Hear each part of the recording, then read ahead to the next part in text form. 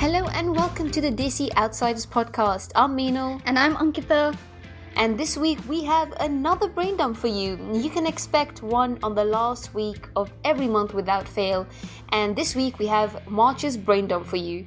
As always, the tangents are unexpected, and this time it ranges from Meenal's birthday to the human nature of fixating on romantic relationships. I know that sounds really strange, but you should stay tuned till the end for a lesson on psychology, and I'm pretty sure all of you will put on your thinking caps. So without further ado, let's jump right into the show.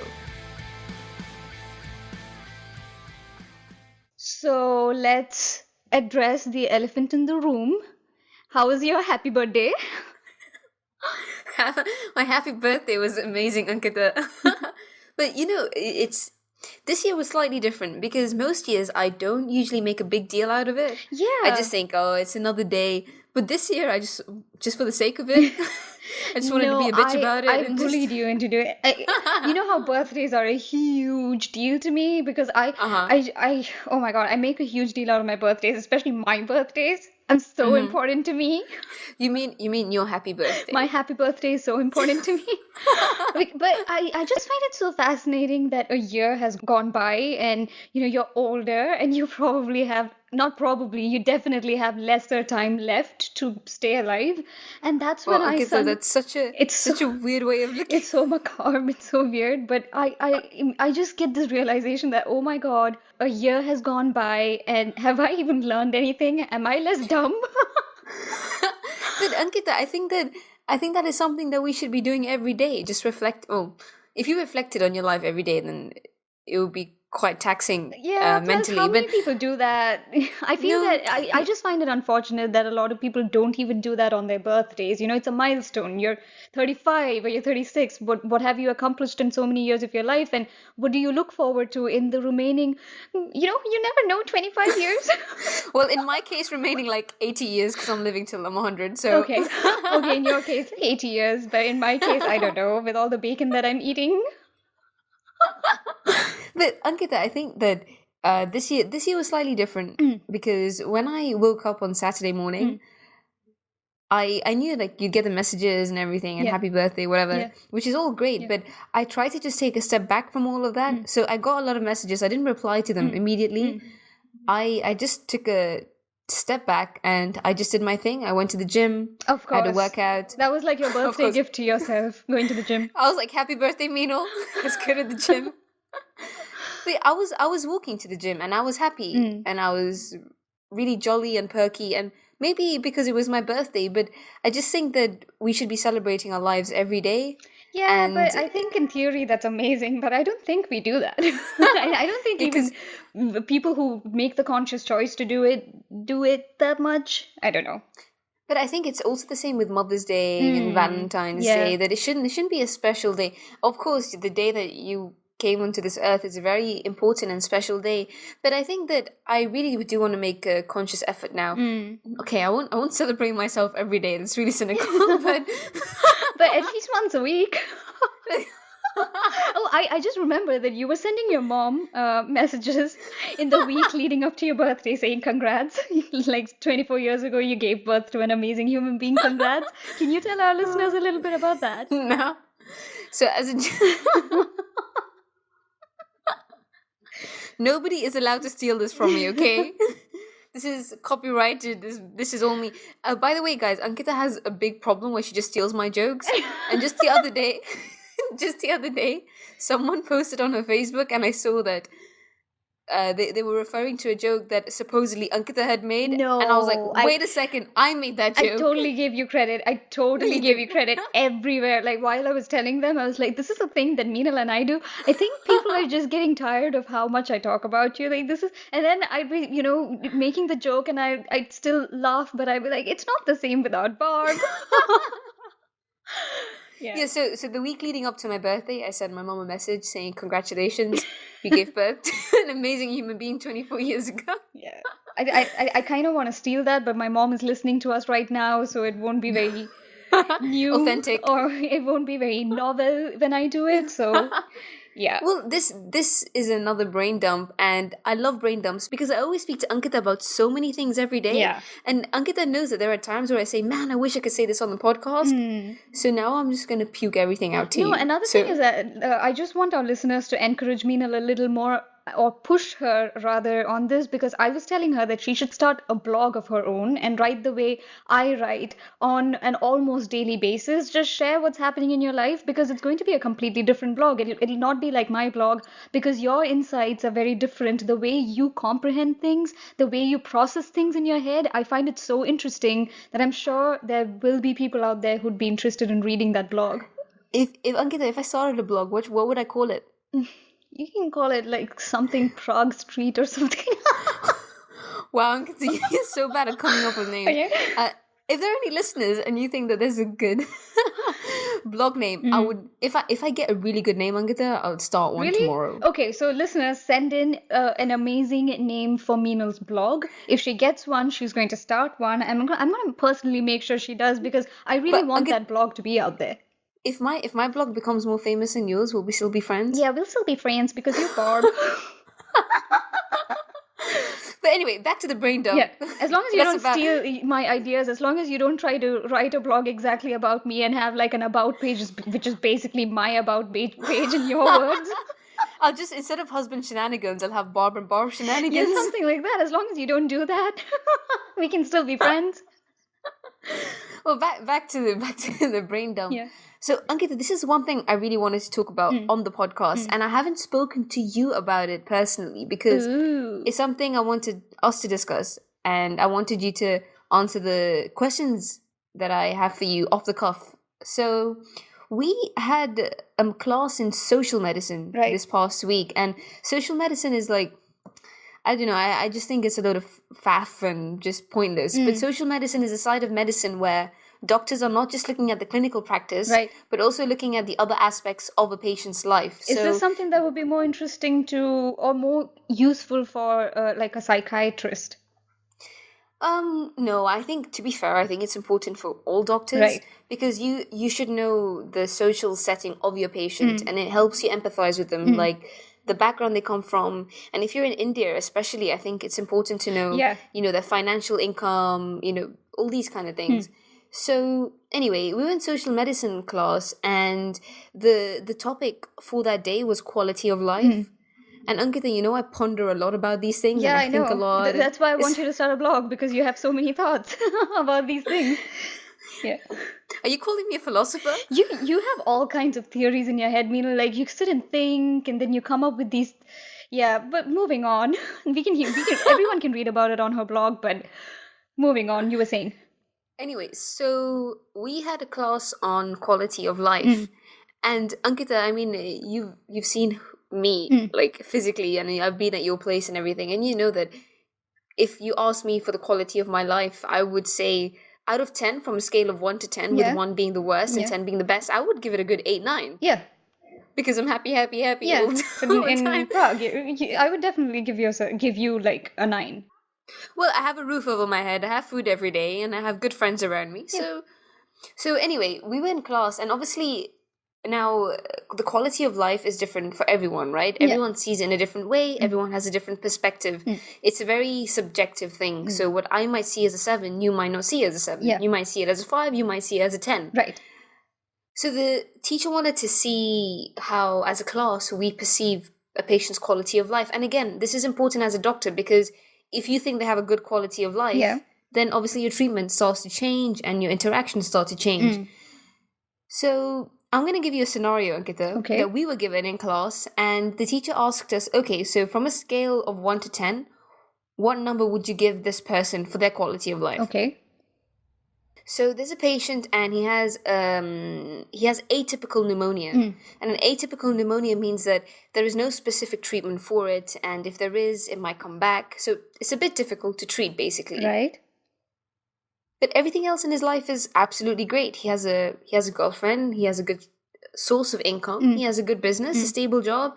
He has a roof over his head. Everything is absolutely fine. Okay. The only problem in his life is this atypical pneumonia. Okay. So what grade would you give him?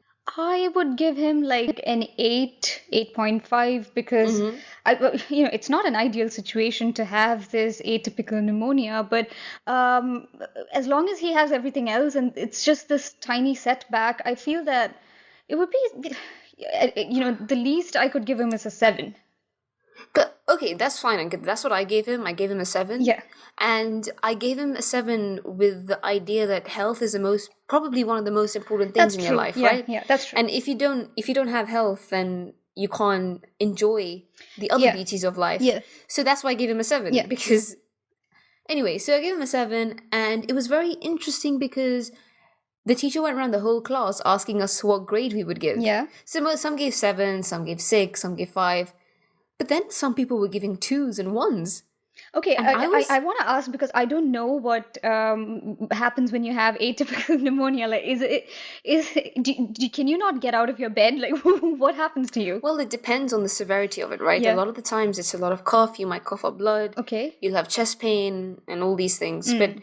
the main, again, is you're just not healthy, so you won't be able to do your daily activities. It just hinders a lot of your daily routines that you have. Okay, now that I know this, I would make it like a 6.57. Okay, even that is like okay, Yeah.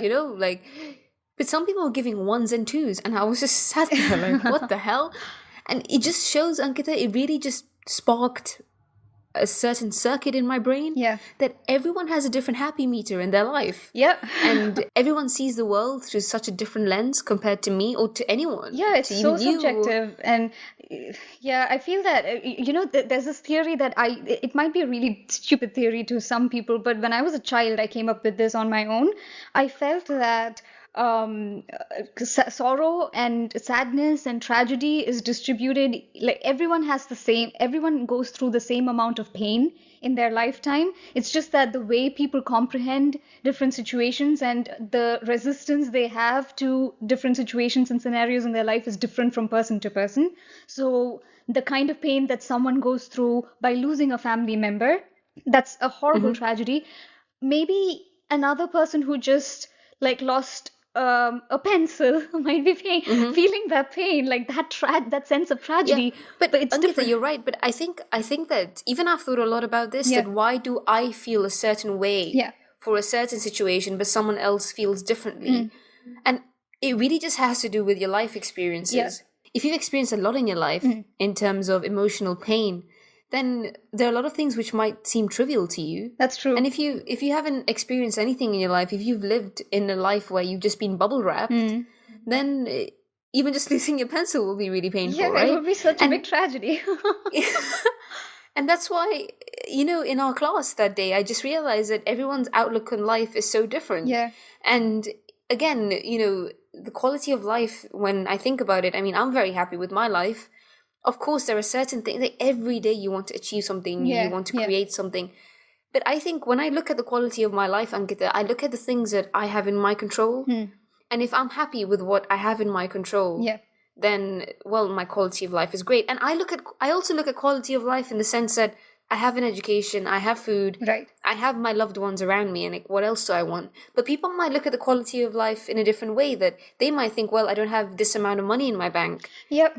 Or Or that I can be happy only when I have my own home and my own cars, so that I can drive myself to places. Or yeah, there's nothing wrong with that. Yeah, I mean, yeah. people associate the quality of life with materialistic things, and people associate the quality of life with other things, Yeah. and that's absolutely fine. But it's just such a strange thing to see Yeah. that everyone had such a different It's aspect when you on had one of your philosophical moments. I mean, I think this would have been a good blog post. it would have. I personally feel. Also, another interesting thing that we did in that class is that Yeah. we had to write down from the order of the most important to the least important, Yeah. the 5 things which add up to the quality of our lives. Right. And that's the thing, you see, everyone in the class had the same thing: health, relationships, and some people had financial status, but that was probably near the bottom. Right. But the most important things was health. So if everyone had the same list that adds up to the quality of life, why were they looking at these scenarios in a completely different way? I think it just varies in degrees.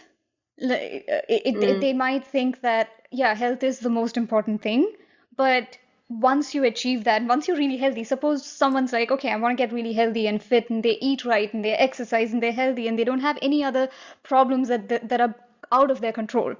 And then they just start to take it for granted, I guess, and they be like, okay, I can only be happy if I have the next thing, which is a stable roof on my head. Let me get a house. And once they have the house, they're like, but I'm so far away and living in the suburbs. I have to commute. I need a car. Well, that's I listened to a podcast a couple of weeks ago, Yeah. and it was a Freakonomics podcast. Of course. And they Yeah. and they had an episode on, I think that, I can't remember the name of the title, but I think it was called "Why Am I So Unhappy" or something like that. We can link to it in the show notes once you find it. Yeah, we'll add it to the show notes. And the whole podcast was about this theory of headwinds and tailwinds. Right. And the podcast was talking about how people, I mean, everyone is looking for happiness in their life, and we know, like, everyone knows that. But everyone has, again, a different happy meter, right? So some people become happy, and once we become happy, we sort of become used to it. Right. So that's what this research paper was about. We get comfortable in our happiness, and then we can't be happy in that scenario anymore, and we need to move on. Okay. Because there are days where we're so happy, we're like, man, I wish this could last forever. Yeah. I wish I could, but it doesn't happen. Yeah. Right. Yeah. And the research paper was all about that. We have these headwinds in our life, and we have these tailwinds in our life, and every day we face both. Right. We face headwinds and we face Can you explain tailwinds. Headwinds and tailwinds in case anyone's wondering?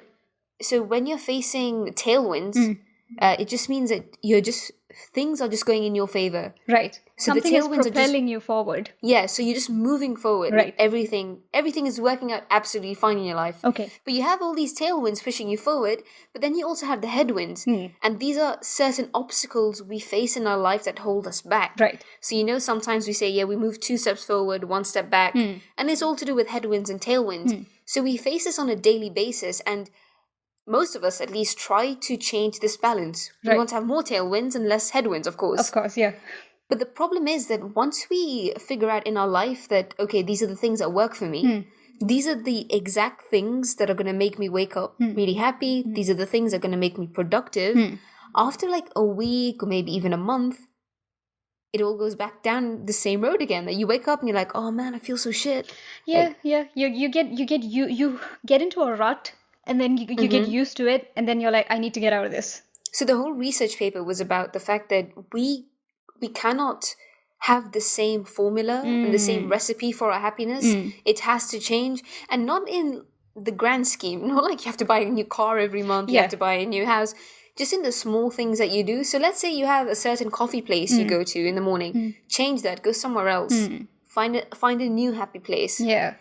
And it was really interesting because we just talked about the quality of life and happiness, and it was just so interesting to listen to this podcast because happiness is such a, I think a lot of people overuse that word. It's so overrated sometimes, and people make it out that it's so simple to get and so simple to grab a hold of. Yeah.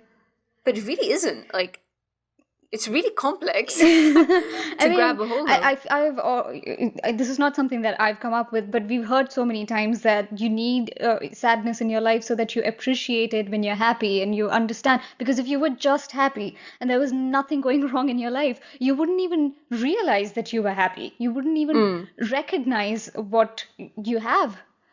So, that's one thing that everyone talks about. But speaking of happiness, have you read the book called The Happiness Project by Gretchen Rubin? No, I haven't. It's something that I've linked to on my blog, and I've talked about it a lot because she even has a podcast. It's called Happier with Gretchen Rubin, where she gives little tips and little tricks and little little things that you can incorporate into your life. And one thing she says all the time is start now.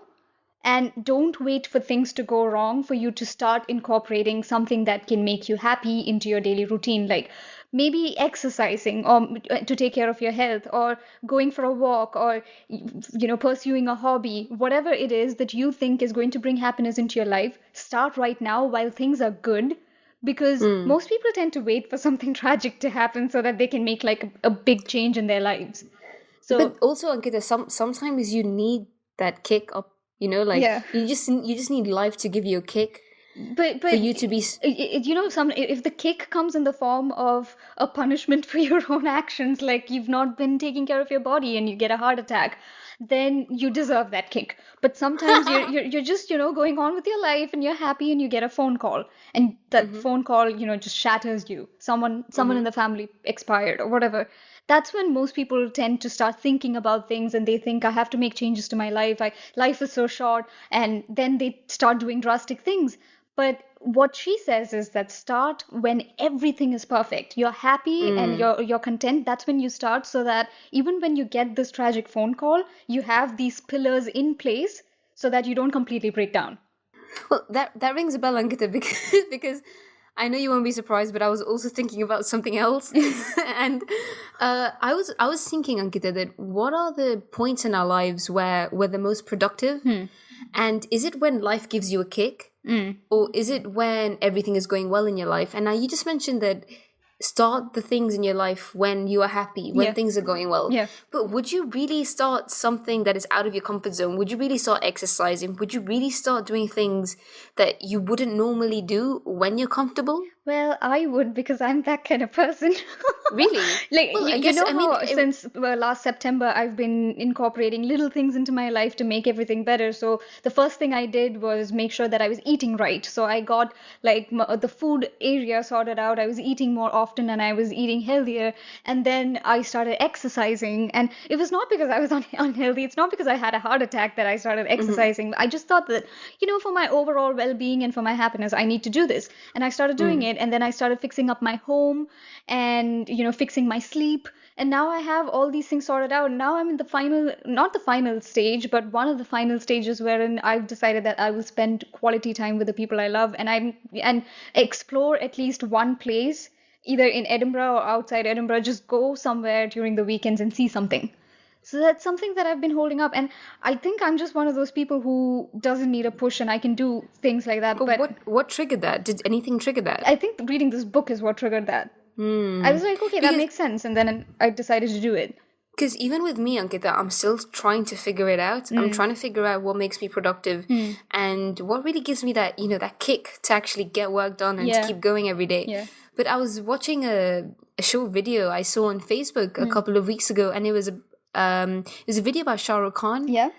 And he talks about how he got into the film industry. Oh yes, I've watched it. Have you seen that? Yeah, he talks about how this was not his passion, but he was just too scared to he was too scared to fail, and he didn't want to go into poverty.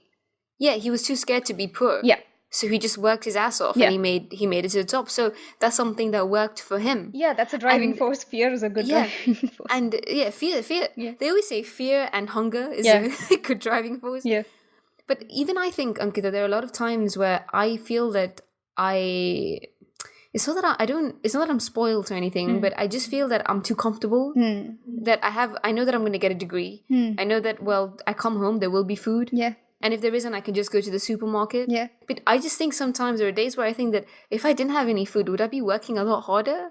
Yeah. If I didn't have even if I opened my fridge and it was empty, and I had nothing in my purse, would I be working 10 times harder? That's true. I mean, we would all be pushed a little extra when we know we have no other choice. But I think what she was talking about was not really that kind of an extreme scenario. She was mostly talking about how people are like, oh, I'm stuck in a rut and I'm unhappy. Then, do something before something tragic happens, so that it can float like you through the, it can be like a pillow to the blow. Yeah, and it's like when doctors give you antibiotics as a prophylactic just in case you might get an infection. Yeah, I didn't understand that, but I'm going to pretend as if I understood that. A profitable something. Wow, okay, anyway. Antibiotics, so that it's like a pro something. Yeah. Oh, we can call my blog Dr. Barb.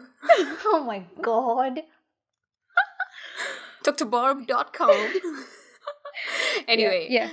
So, since we're talking about happiness, Ankita, I've also noticed one more thing. Not one more thing. I've noticed many things. Let's be honest. You notice a lot of things. That's what's going on your blog. Oh my god, this brain dump is a classic reason why. It's like proof why you need to start that blog, because you notice so many things. Have you noticed how you're heading this conversation? Because you're noticing so many things. I've noticed literally nothing. Sitting here just listening to you. We should just call this like just this episode should just be me talking to a microphone to myself. It's Meenal's brain dump because she's been noticing so many things. Oh my god, she turned 24 and suddenly she's enlightened. No, come on. You know I do it all the time. You do it all the time, but this time I kind of forced you to think about your life because you were 24 and now you just can't stop talking about the things you're thinking. You regret it now, right? I kind of do. But one thing I noticed, Ankita, is that people, again, we're talking about happiness, and I've noticed that a lot of people direct their happiness towards one thing, and that is the people they love. Yeah. And because I'm basing my thoughts and ideas on the fact that I've been speaking to more girls around me. Oh, so do you mean people they love in the sense of a romantic involvement or just like parents? In the sense of a romantic involvement. Okay, yeah, I know that. That makes a lot of sense to me.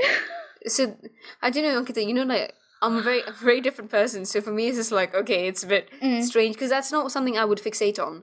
Actually, I have something to add to that, but I'll come to that later because I want to ask you what made you notice this. What is it that you noticed? And then, meanwhile, I'm going to like do a little bit of an internet search because I have a quote to tell you, but you first tell me what you noticed.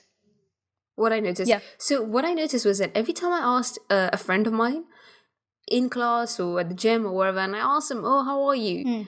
Or what you up to? And the first thing they would mention, whether it was good or bad, the first thing they would always mention was their boyfriend. Okay. Or like they would say, I can't wait for this weekend because I'm going to do this with my boyfriend. Right. Or they would say, oh, I'm okay, but I really miss my boyfriend if they're in a long distance relationship. Right. So that's the first thing everybody would say. Okay. I'm glad you made this observation because while you were speaking, I was looking up something. And I, you know how I told you that I was already familiar with this? How people tend to mostly talk about their romantic involvements and their romantic relationships. And so Elizabeth Gilbert is one of my favorite writers. And in her book, Eat, Pray, Love, there's this passage. Okay, I'm going to read it out to you. And hey, that's the book you gave to me, right? No, I didn't give it to you. Was that not one of the 3 books you gave me? Oh my god. I can't remember. Guys, I sent Meenal 3 books as a birthday gift because I feel that books are the best gifts, and she doesn't even remember the titles of the books I sent. One was Perks of Being a Wallflower. Yeah. Then one was a Danish book of happiness. Yeah. Then the third one was it was a blue cover. Room. What was it called? It's Room. Okay. By Emma Donoghue. Anyway. Okay, so I'm going to read this, but you don't know this passage that I'm reading out to you, and I just trust me, at the end of it, your mind is going to be blown, okay? Okay. Okay, this is the passage. I remember a story my friend Deborah, the psychologist, told me. Back in the 1980s, she was asked by the city of Philadelphia if she could volunteer to offer psychological counseling to a group of Cambodian refugees, boat people, who had recently arrived in the city. Deborah was an exceptional psychologist, but she was terribly daunted by the task. These Cambodians had suffered the worst of what humans can inflict on each other: genocide, rape, torture, starvation, the murder of their relatives before their eyes, then long years in refugee camps and dangerous boat trips to the west where people died and corpses were fed to sharks. What could Deborah offer these people in terms of help? How could she possibly relate to their suffering? But don't you know, Deborah reported to me, what all these people wanted to talk about once they could see a counselor? It was all, I met this guy when I was living in the refugee camp and we fell in love. I thought he really loved me, but then we were separated on different boats and he took up with my cousin. Now he's married to her, but he says he really loves me and he keeps calling me, and I know I should tell him to go away, but I still love him and I can't stop thinking about him, and I don't know what to do. So these are Cambodian refugees they've been to hell and back. Yeah, they've not literally, but they've quite figuratively been to hell and back. And you saw the things that they're on a boat right now. No, they're not on the boat. They basically got on a boat and then they came to the US. Okay. And despite all of that, they're still thinking about the person they love who left them. That's the thing. It blows my mind because she specifically mentions that these people went through genocide, rape, torture, starvation, murder of their relatives before their eyes, long years in refugee camps and dangerous boat trips to the west where people died and corpses were fed to sharks. Okay, this is all they've gone through. And when a counselor goes to them, the first and the only thing they want to talk about is, I met this guy and I kind of like him. Really? Yeah. Today, Ankita, I met a friend of mine after a while. Yeah. And she said, "Oh, Meenal, how have you been? I haven't seen you in a while." And the first thing I said was, "Oh, the sun is shining. Of course, I'm great." Like, that's the first thing that I would think of. Yeah. If the sun is shining, I'm happy. I think it's a very primitive human instinct to adjust your moods and to constantly be affected by your relationship with a significant other. Romantic love is a very primitive feeling, right? Yeah. It's something that we've had from the day we were here. Yeah. And we've evolved with it. Yeah. And, sex, hunger, love, all these things have been there for a while. And it just shows, like what you've just said, that it's so important to us. Yeah. But even though we're exposed to so much every day, so much more than we were 300 years ago, 400 years ago, we still think about our romantic relationships. Your house could be your house could be burning down right now, but if you have a fight with your husband, then probably that's what's hurting you more than the fire. Yeah. Yeah. So I think that this brain dump was pretty interesting. We covered a range of topics, didn't we? We started off with your happy birthday. Wait, actually, Ankita, there was more I wanted to talk about, but I'll say that for the next one, I guess. I'm sorry. For the next one. I just want to talk. I just really want to talk to you guys. This is too much. No, this episode is going to get too long if we just continue. And we don't want to bore you guys, but actually this is interesting. Could you please let us know if you like longer episodes or if you prefer it if our episodes are just like 30 minutes long? Because how do you listen to podcasts? This is one other tangent that I'm ready to go on, because I just want to discuss, Meenal, how do you listen to podcasts? When do you listen to them? What is your pattern with podcasts in general? I listen to podcasts every time I walk to the hospital, right? Or every time I'm walking somewhere. I rarely listen to it at home. Rarely listen, because when I'm walking somewhere, I can really just remember the podcast properly. Right. And this is why I remember the Freakonomics podcast, because I remember where I was. Yeah. And I absorb information a lot better like that. At home, there's too much going on, so I never listen at home.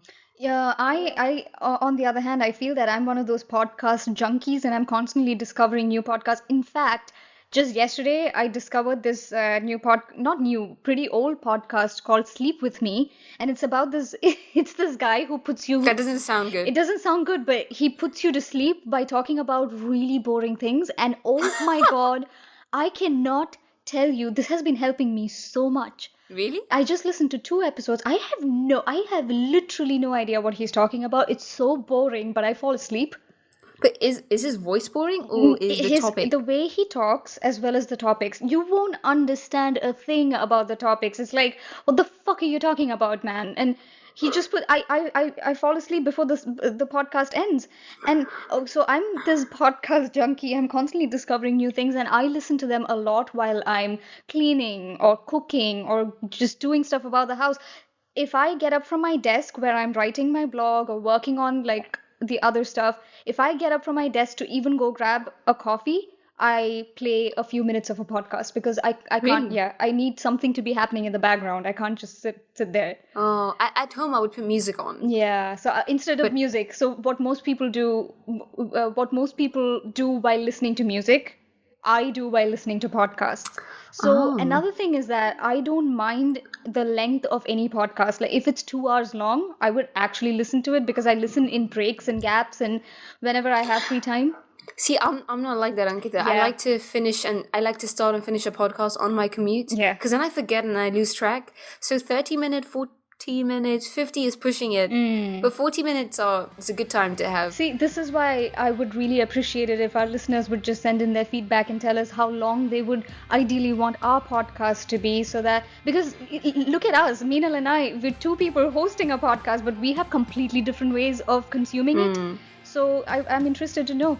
So, and if you want me to hold a weekly show where it's just me and my thoughts, we'll happily do that. I would totally listen to that. If you just go on a rant about everything that's going on in your head because it's so weird, I would totally consume that.